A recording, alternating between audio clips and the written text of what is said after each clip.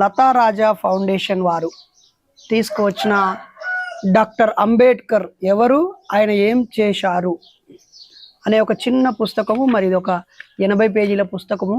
ఈ పుస్తకంలో ఉన్న కొన్ని కొటేషన్స్ని మనం ఈరోజు తెలుసుకుందాం. ఏమిటవి?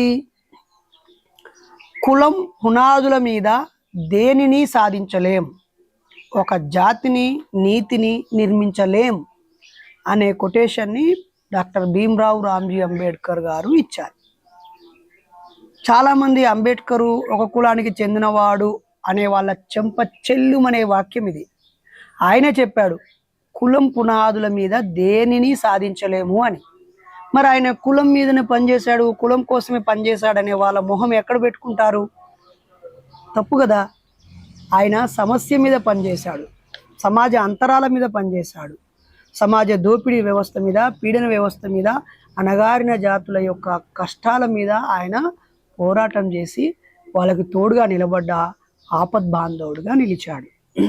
కాబట్టి ఇప్పుడు చాలామంది కులం పునాదుల మీదనే వాళ్ళ బతుకు తెరువుని అన్నీ నిర్మించుకోవాలని కులం ఒక సాధనం అయిపోయింది.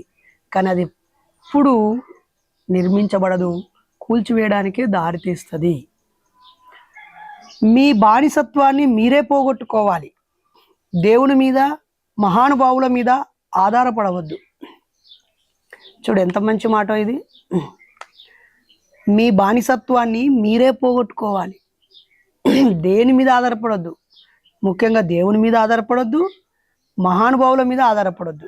ఎవడో ఒక నాయకుడు వస్తాడు, ఒక పెద్ద లీడర్ వస్తాడు, మాకు ఒకడు ఆదుకునేవాడు వస్తాడు, ఎవడో సాయం చేస్తాడు, ఇంకేదో చేస్తాడు అనేది కాదు. మీ బానిసత్వాన్ని మీరే పోగొట్టుకోవాలి. ఈ రోజుల్లో చాలామంది ఆలోచిస్తూ పోరాడుతున్నారు, సంతోషమే. మాకు ప్రభుత్వాలు ఇవి కావాలంటున్నారు, సంతోషమే. నేను ప్రభుత్వాన్ని వెనకేసుకు రావట్లేదు, నా భావన వ్యక్తం చేస్తున్నాను.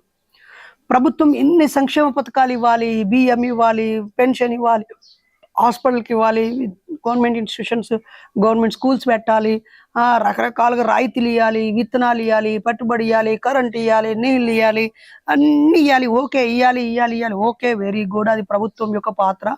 మనందరం కలిసి ప్రభుత్వాన్ని పెట్టుకున్నాం, అవి ఇవ్వాలి, ఓకే. మరి నిన్ను బానిసత్వంలో ఉంచేటువంటి మానసిక బానిసత్వాన్ని నువ్వెందుకు వదులుకోవు? నీకున్న వ్యసనాలను ఎందుకు వదులుకోవు? చెడ్డ అలవాట్లను ఎందుకు వదులుకోవు? పాన్పరాకులు, గుట్కాలు, అంబర్లు, సిగరెట్లు, గంజాయి, మత్తు పానీయాలు, బీరు, బ్రాండీ, కళ్ళు, సారా, ఎన్నెన్ని బానిసత్వంలోకి వెళ్ళిపోతున్నావు? నీ బానిసత్వం మీద నీకు సోయి లేదా? వీటిని కూడా వదులుకుంటే సగం దరిద్రం పోతుంది కదా. మిగతా దరిద్రానికి కారణమైన వాడిని శిక్షిస్తూ, పరిష్కార మార్గాన్ని అన్వేషిస్తూ, ఉమ్మడిగా పోరాడుతూ సాధించుకోవచ్చు కదా. అందుకే సమాజంలో ఉన్న వ్యసనాలు కులమతాలతో ముడిపడి ఉంటే, నీ వ్యక్తిగత వ్యసనాలు నీతో ముడిపడి ఉన్నాయి, నీ మనసుతో, నీ ఆచరణతో, నీ అలవాట్లతో ముడిపడి ఉన్నాయి. వాటిలో నుంచి కూడా రియలైజ్ కావాలి. కాబట్టి మీ బానిసత్వాన్ని మీరే పోగొట్టుకోవాలన్నాడు బాబాసాహెబ్ అంబేద్కర్. దేవుని మీద, మహానుభావుల మీద ఆధారపడొద్దన్నాడు. ఇంకో మూడో కొటేషన్ ఏమన్నాడు? నేను నా దేశం ఈ రెండింటిలో నా దేశమే నాకు ముఖ్యమైనది అన్నాడు. అందుకే కదా బాబాసాహెబ్ అంబేద్కరు ప్రపంచ మేధావిగా, భారతదేశ నిజమైన దేశభక్తుడిగా పేరు కీర్తి గడించింది. అందుకే ఆయన ఏమన్నాడు? నేను నా దేశం ఈ రెండిట్లో ఏది ముఖ్యమైనదంటే నా దేశమే ముఖ్యమైనదని చెప్పాడు. ఇంకా ఆయనని సంశయించడం ఎంతవరకు సమంజసం మిత్రులారా?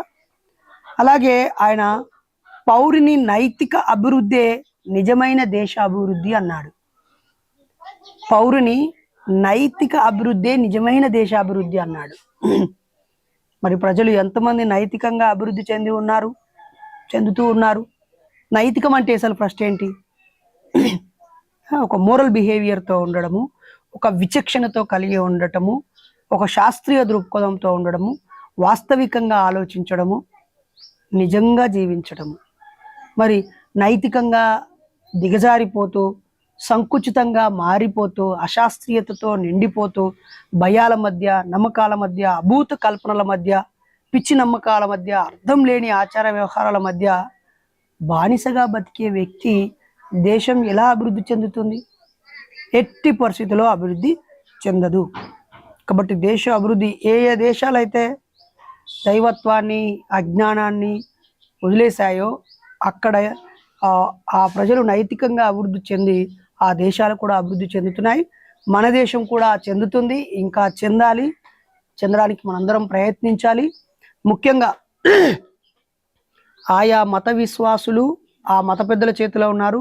మత పెద్దలు కాస్త కనికరించి వాళ్ళకి మూఢత్వాన్ని తొలగించి మీ భక్తిని చిన్న సర్కిల్కి పెద్దగా ఆక్రమించి ఉంది, దాన్ని చిన్న సర్కిల్కి పరిమితం చేస్తే ఆ మిగతాదంతా నైతికంగా జీవించే అవకాశం ఉంది.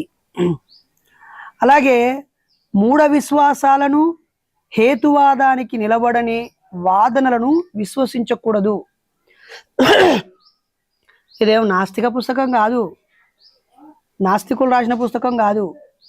ఇది బాబాసాహెబ్ జీవిత చరిత్రకు సంబంధించిన ఒక మంచి పుస్తకము.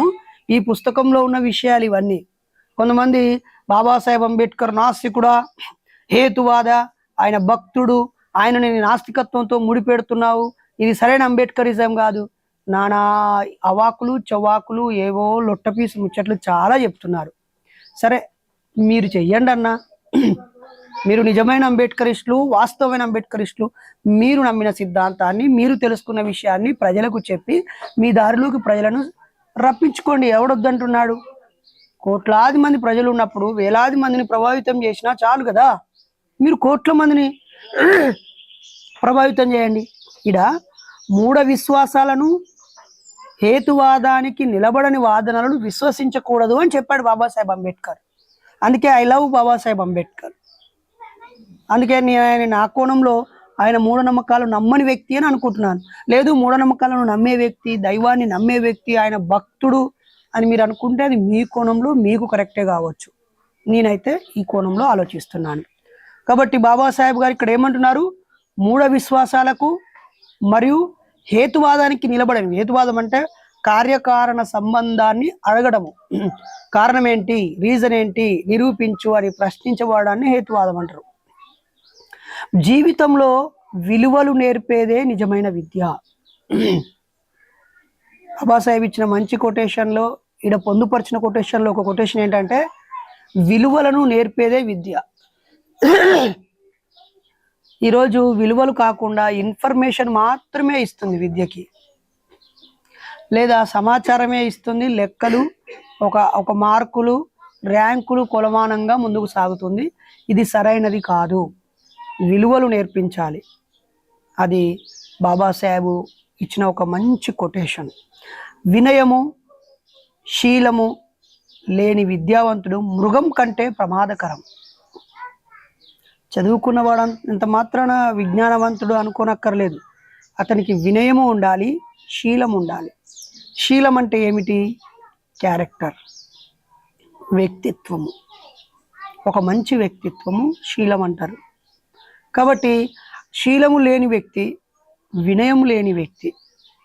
అంటే వినయము అంటే ఒక రకమైన ఆలోచించే విధానము, ఓర్పు, ఓపిక, సంయమనం పాటించగలగటము, అర్థం చేసుకొని నిర్ణయం తీసుకోగలగటము, దీనిని వినయం అంటాం.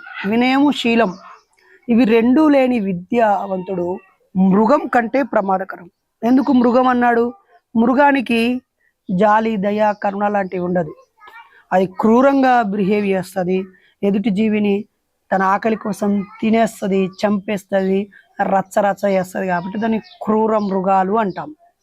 మృగం అంటే పశువు, ఒక జంతువు, మొండిగా జీవించేది. కాబట్టి ఇక్కడ వినయము శీలము లేని విద్యావంతుడు చాలా మృగం కంటే కూడా ప్రమాదకరమని బాబాసాహెబ్ అంబేద్కర్ గారు కొటేషన్లో ఇచ్చారు. భవనాన్ని గట్టి పునాదులు ఎలా నిలబెడతాయో విద్యార్థులు సత్ప్రవర్తనతో దేశాన్ని నిలబెట్టాలి. ఒక భవనాన్ని పునాది ఎలా నిలబెడుతుందో అలాగే విద్యార్థులు కూడా సత్ప్రవర్తనతో దేశాన్ని నిలబెట్టాలి, మంచి ప్రవర్తనతో. ఈరోజు మంచి ప్రవర్తన అంటే ఏముంది? రోజు రోజుకి ఆడపిల్లల పట్ల తప్పుగా ప్రవర్తిస్తూ, చికాకులు పడుతూ, చికాకులు పెడుతూ, సగమున్న సమాజాన్ని కించపరుస్తూ ఉండడమా? టీవీలో ఎక్కడెక్కడో చూస్తున్నాము అసభ్యమైనటువంటి విషయాలని.